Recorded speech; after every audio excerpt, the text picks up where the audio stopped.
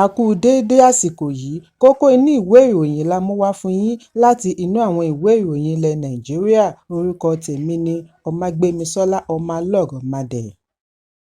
Títò fún epo bẹtiró túbọ̀ ń tẹ̀síwájú lánàá ọjọ́ Ẹtì ní Àbújá, Niger, Nasarawa, Kaduna àti àwọn ìpínlẹ̀ mìíràn bí ìjọba àpapọ̀ ṣe lérè láti gba ìwé-ẹ̀rí lọ́wọ́ gbogbo àwọn alágbàtà epo tí wọ́n lọ́wọ́ nínú gbígbé epo pamọ́ ọdún. Títò fún ìlà wáyé ní ìlú Àbújá tí ọ̀pọ̀ ilé epo mìíràn kọ̀ láti ta epo. Ní ìpínlẹ̀ Kano àti agbègbè rẹ̀ ni àwọn kan ti ń ta epo jálá kan ní ₦849 bí àwọn mìíràn ṣe tilẹ̀kùn wọn pa. Àìrí epo rà yìí ti wá mú ìpòrúurú ọkàn bá àwọn onímọ́tò tí wọ́n ń lo ọ̀pọ̀lọpọ̀ wákàtí lórí ìlà kí wọ́n tó rí epo rà. Dẹ́rẹ́bà ọkọ̀ taxi ní ilé epo NNPC tí ó pe orúkọ ara rẹ̀ ní Matthew fi ẹ̀hónú rẹ̀ hàn bí ó ti sọ wípé òun ń dojúkọ ìpèníjà látàrí àìrí epo rà.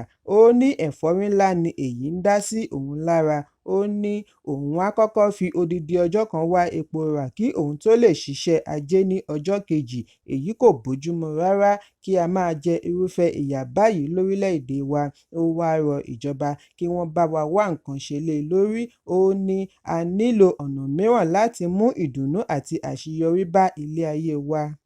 Nígbà tí wọ́n ń fèsì ní ìjọba àpapọ̀ nípasẹ̀ àjọ alámòójútó ọ̀rọ̀ epo ṣe kéde wípé ilé epo tí yóò bá gbé epo pamọ́ tàbí tà á fún àwọn oníṣòwò black market yóò pàdánù ìwé-ẹ̀rí wọn.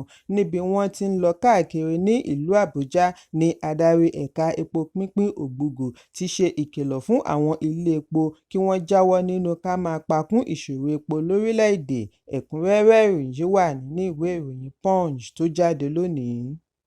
Bí wọ́n ṣe fi ọwọ́ ṣìkún òfin mú Alhaji Bashir Adéjìyà tí í ṣe amúgbálẹ́gbẹ̀ẹ́ àná fún mínísítà agbèfọ́ba Bello Matawalle ti fa awuyewuye bí àwọn ọmọ orílẹ̀-èdè kan ṣe ń retí ìdáhùn sí ìbéèrè láti ọ̀dọ̀ àwọn aláṣẹ.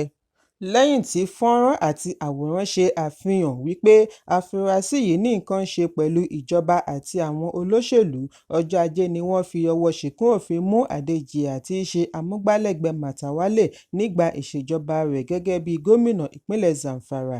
Lẹ́yìn tí wọ́n mú ní fọ́nrán àti àwòrán gba orí ẹ̀rọ ayélujára àjọṣepọ̀ afurasí yìí pẹ̀lú àwọn olóṣèlú àti ìlúmọ̀ọ́ká. Fídíò kan lórí X ṣe àfihàn bí Adéjìyà ṣe pàtẹ ohun kan tí ó jọ góòlù pẹ̀lú àwòrán adarí orílẹ̀-èdè Libya Muammar Gaddafi. Níbẹ̀ ni wọ́n ti gbọ́ ohùn tó ń fọ̀ lábẹ́lẹ̀ wípé 1 ton, total 24 carats, 1 kg. In each box we have 50 kg. In total we have 1 ton. Páálí mẹ́tàlá ni góòlù kún inú rẹ̀ tí wọ́n gbé sórí tábìlì pẹ̀lú àkọlé Central Bank of Libya. Nínú fọ́nrán mìíràn tó gba orí ẹ̀rọ abánidọ́rẹ̀ẹ́ láti ìgbà tí wọ́n ti mú Adéjìyà ni wọ́n ti rí Adéjìyà tó ń ran Matawalle lọ́wọ́ láti ṣe àgbékalẹ̀ góòlù fún ààrẹ àná Muhammadu Buhari ní ọdún 2020. Ìwádìí jẹ́ kó di mímọ̀ wípé ìnagijẹ tí wọ́n ń pe Adéjìyà ní Villa Boy nítorí bí ó ṣe súnmọ́ wọn ní Villa. Ọ̀pọ̀lọpọ̀ àwòrán ni wọ́n ṣe àfihàn níbi tí Adéjìyà ti dúró pẹ̀lú olórí òṣìṣẹ́ sí ààrẹ Fẹ́mi Gbàjàbíàmílà, NSA Nuhu Ribadu àti Minister of Defence Mohammed Budaru. Ìlúmọ̀ọ́ká olórin Wasiu Ayinde Quadri náà kì í nínú ọ̀kan lára àwo rẹ̀. Níbẹ̀ ni ó ti ṣe àpèjúwe Adéjìyà gẹ́gẹ́ bí ọ̀rẹ́ rẹ̀ pẹ̀lú Badaru. Gẹ́gẹ́ bí àwo náà ṣe lọ, Quadri ní òun ń lọ ẹkùn àríwá láti Jigawa lọ Àbújá. Òun lọ láti lọ rí ènìyàn pàtàkì Alhaji Bashir Adéjìyà, ọkọ Aisha ọmọ Muhammad Ali, ènìyàn ńlá, ọ̀rẹ́ Quadri the Ultimate, èèyàn ti gómìnà Badaru. Oríṣiríṣi èsì ló ti jẹ jáde lórí àfihàn wọ̀nyí bí àwọn kan ṣe ń béèrè ìdí tí wọn kò ṣe polongo rẹ̀ dáadáa fún gbogbo aráyé bí kì í bá ṣe wípé ó ní ọwọ́ kan ìkà òṣèlú nínú. ní ẹlòmíràn dáhùn wípé lótìítọ́ ni ó bá Màtàwálè ṣiṣẹ́, ṣùgbọ́n Màtàwálè náà ló dá a dúró iṣẹ́ nítorí ìwà ọ̀daràn ọwọ́ rẹ̀. Ohun yìí kan náà ni ó rí wípé wọ́n fi ọwọ́ ṣìkún òfin mú kí àwọn èèyàn máa ronú kí wọ́n tó sọ̀rọ̀. Ọ̀pọ̀ àwọn tí ó fèsì yìí ni wọ́n ní kí ìjọba àpapọ̀ ṣe àfihàn rẹ̀ dáadáa pẹ̀lú àwọn olóṣèlú tí ó ti bá ṣiṣẹ́.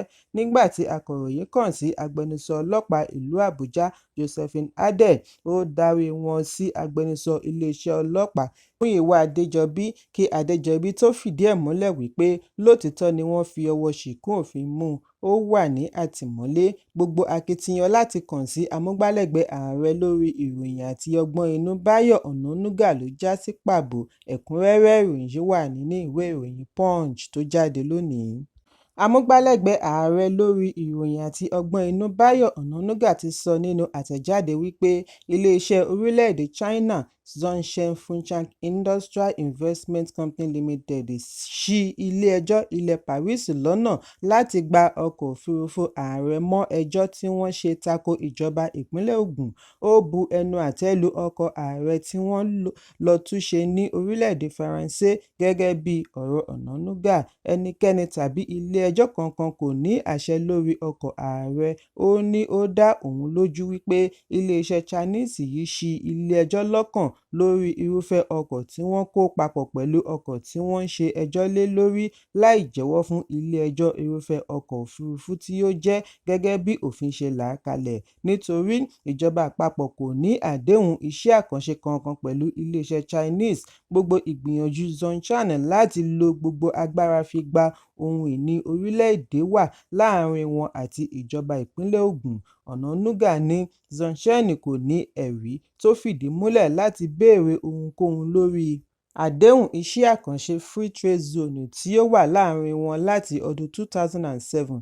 Nígbà tí ó máa fi di ọdún 2015 tí wọ́n fagilé iṣẹ́ àkànṣe yìí, perimeter fence nìkan ni iléeṣẹ́ Chinese sì ṣe sí orí ilẹ̀ tí wọ́n ti yà sọ́tọ̀ fún Free Trade Zone.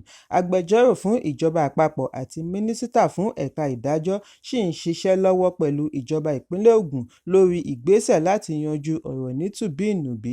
Ní Zhongshan déédé gba àṣẹ wá láti ilé-ẹjọ́ ilẹ̀ Paris láì kọ́kọ́ fi ìwé àkíyèsí ránṣẹ́ sí ìjọba àpapọ̀ tàbí ìjọba ìpínlẹ̀ Ogun. Ọ̀nànúgà ní wọ́n fẹ́ mọ̀ọ́mọ̀ fi ìgbésẹ̀ yìí dójú ti ìjọba orílẹ̀-èdè Nàìjíríà ní àti ààrẹ Bọ́lá Tinubu, bí ó ti sọ àsọdájú wípé ìjọba àpapọ̀ ti ń gbé ìgbésẹ̀ pẹ̀lú ìjọba ìpínlẹ̀ Ogun láti fagilé àṣẹ yìí ní kíákíá. Ìròyìn jábọ̀ wípé ọdún 2007 ní ìpínlẹ̀ Ogun àti Zhongshan jọ wọ àdéhùn ìdásílẹ̀ Free Trade Zone. Fàákájà wáyé ní ọdún 2015 kí ẹjọ́ tó bẹ̀rẹ̀ ní ọdún 2016. Nígbà tí ó máa fi di ọdún 2019 wọ́n ti parí ẹjọ́. Ìgbìmọ̀ ìdájọ́ ní kí ìjọba san 60 mílíọ̀nù náírà pẹ̀lú wípé ọgbà lásán ni Zhongshan sì ṣe sí orí ilẹ̀. Pẹ̀lú ìmọ̀ràn ní ìlànà òfin ni ìjọba ìpínlẹ̀ Ogun fi kọ̀ láti san owó yìí, tí wọ́n sì gba ìdájọ́ ní ọ̀nà 8 ọ̀tọ̀ọ̀tọ̀. Ẹjọ́ kòtẹ́milọ́rùn ṣì wà ní orílẹ̀-èdè US àti UK. Ọ̀pọ̀lọpọ̀ ìgbà ni ìjọba ìpínlẹ̀ Ogun tún ní ìjíròrò lórí bí wọ́n ṣe lè yanjú ọ̀rọ̀. Ìpàdé tí ó kẹ́yìn wáyé nínú oṣù kẹsàn-án ọdún 2023 ní ìlú London, níbi tí a ti rí gómìnà Dàpọ̀ Abíọ́dún àti agbẹjọ́rò ìjọba àpapọ̀ Ọmọọba Lateef Fagbemi. Zhongshan ti gbà láti yanjú ọ̀rọ̀ pẹ̀lú iye tí ìpínlẹ̀ Ogun fi lọ̀ wọ́n, ṣùgbọ́n lójijì ni wọ́n yí ohun padà wípé gbogbo owó ni wọ́n gbọ́dọ̀ san. Èyí ló mú kí àwọn méjèèjì má ní àsọyépọ̀ láti ní ìpàdé nínú oṣù 3 àkọ́kọ́ ọdún yìí. Àtúbọ̀tán rẹ̀ ni ìwé àṣẹ ilé-ẹjọ́ tí wọ́n fi gbẹ́sẹ̀ lé ọkọ̀ òfurufú 3 lórílẹ̀-èdè. Ṣùgbọ́n lẹ́yìn ọ̀pọ̀lọpọ̀ awuyewuye ni a gbọ́ wípé wọ́n ti yọ̀ǹda ọ̀kan lára ọkọ̀ òfurufú 3 tí wọ́n gbẹ́sẹ̀ lé, bí ó tilẹ̀ jẹ́ wípé ìjọba àpapọ̀ kò tíì fi ìdí èyí múlẹ̀. Mínísítà fún ọ̀rọ̀ ilẹ̀ òkèèrè Yusuf Tugar sọ ní Malabar, orílẹ̀-èdè Equatorial Guinea lánàá wípé àwọn ń ṣiṣẹ́ pẹ̀lú Lateef Fagbemi láti yanjú ọ̀rọ̀. Ẹ̀kúnrẹ́rẹ́ ìròyìn yìí wà nínú ìwé ìròyìn Vanguard tó jáde lónìí. Ikọ̀ agbófinró Special Tactical Squad ti fi ọwọ́ ṣìkún òfin mú arábìnrin ẹni ọgbọ̀n ọdún kan tí wọ́n pe orúkọ rẹ̀ ní Hawa Yusuf lórí ẹ̀sùn wípé ó fi ìbọn AK-47 àti AK magazine pamọ́ sínú àpò gààrí. Ojúnà márosẹ̀ Àbújá sí Kaduna ni wọ́n ti mú Yusuf níbi Operation Stop and Search. Alukoro iléeṣẹ́ ọlọ́pàá Múyìwá Adéjọbí ni ó sọ eléyìí di mímọ̀ lánàá níbi wọ́n ti pàtẹ àwọn afurasí ní olú iléeṣẹ́ ọlọ́pàá ìlú Àbújá. Ó ní níbi ìfọ̀rọ̀wánilẹ́nuwò ni Yusuf ti jẹ́wọ́ wípé Aminu Basulube kan tí í ṣe ògbólógbòó adàlúrú tí ó ń da agbègbè ìpínlẹ̀ Katsina láàmú ni ó rán kí ó lọ gba ìbọn ọ̀hún wá ní ibi ìpàgọ́ Danu Madam ìpínlẹ̀ Katsina. Níbi tí ó ti ń dáhùn ìbéèrè láti ọ̀dọ̀ àwọn akọ̀ròyìn ni Yusuf ti sọ wípé òun kò mọ̀ wípé ìbọn wà nínú àpò gààrí. Ó ní ọkà bàbà ni wọ́n ní kí òun lọ gbé wá ṣùgbọ́n gààrí ni wọ́n gbé fún un. Ó ní 130,000 naira ni wọ́n sọ fún un láti fi gbé gààrí ọ̀hún lọ Katsina.